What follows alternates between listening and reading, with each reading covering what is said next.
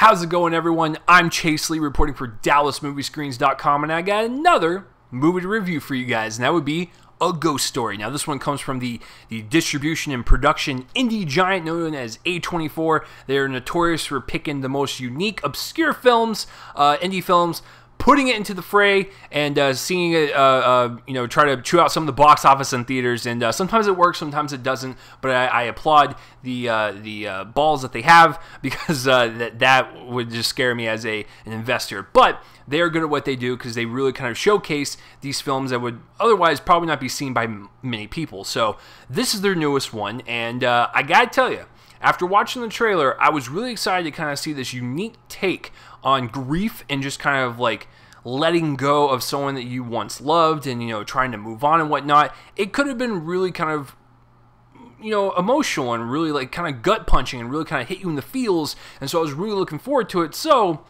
it was a little rough at first, but I ended up loving it near the end. So let's get real and break this down.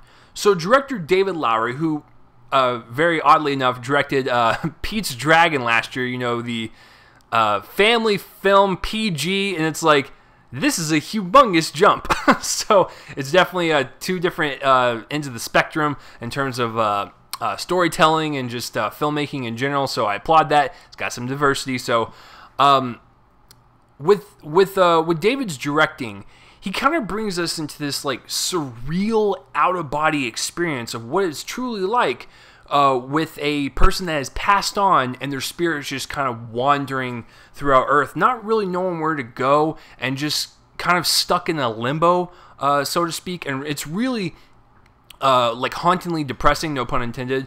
Is that it's depressing because when you are in a relationship and you die and you move on, your spirit's just kind of wandering around, you have to like witness your loved one go through loss, pain, grief, and just the inevitability of moving on to another person. You have to sit there and watch that. You can't say anything. You can't really do anything. You have to sit there and let the pain get into you and just really affect you as you're watching your loved one just kind of suffer like this. And there was something kind of, like I said, really emotionally powerful and kind of poignant about that. And I really like the concept of this movie and just the whole idea of focusing on what happens if you are stuck on Earth as a spirit after you die and you can't really pass on to the afterlife just yet. You're kind of wandering around and you don't know where to go, just kind of like how you were on Earth in living form. You're kind of wandering and you don't know where to go in life.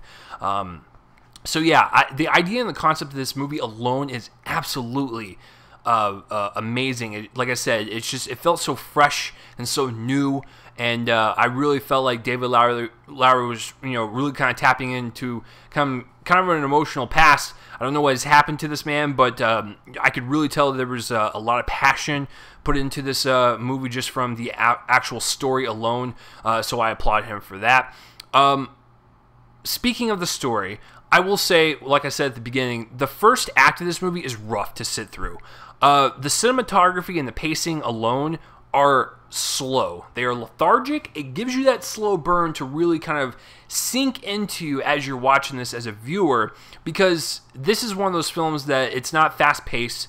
It's very, like I said, it's a deliberately paced type of film, to where he did that on purpose to really let this, couple's chemistry, this couple's love kind of like really affect you on a slower level, instead of just doing everything so fast that you felt no connection whatsoever.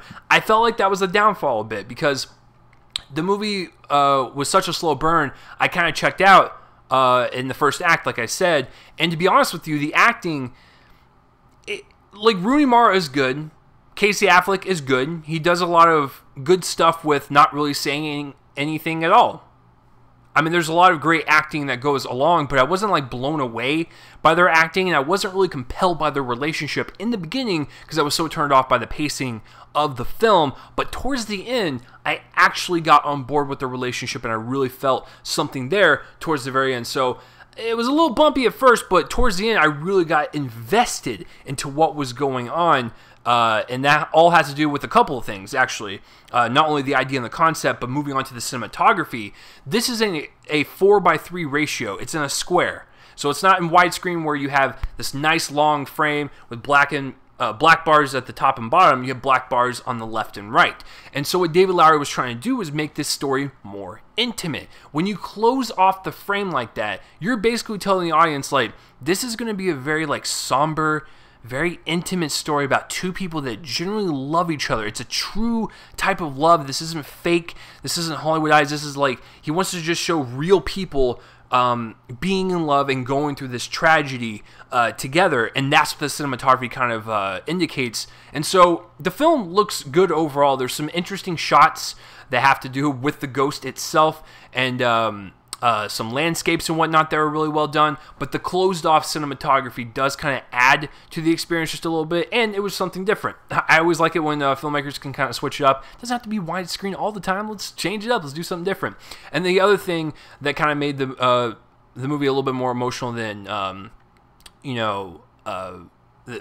it did was the music. The music was a really great accompaniment to the actual story. Like, towards the end, man, we got some really great kind of like really just kind of epic music that really kind of submerged you into this experience of this ghost who, when the camera's just on the ghost, there's no dialogue. Well, there's no dialogue and there's no, like, there's no facial recognition. It's just a ghost there. But when you have this powerful music, it really kind of gets behind the silence of this character and kind of enunciates like his emotions even more, even though we can't see his face. So it has to do with the acting of Casey Affleck and the music, and it does come together towards the end very, very well. So overall, guys, it was a little rough at first, but the concept is amazing. The ending will be something that people talk about for years.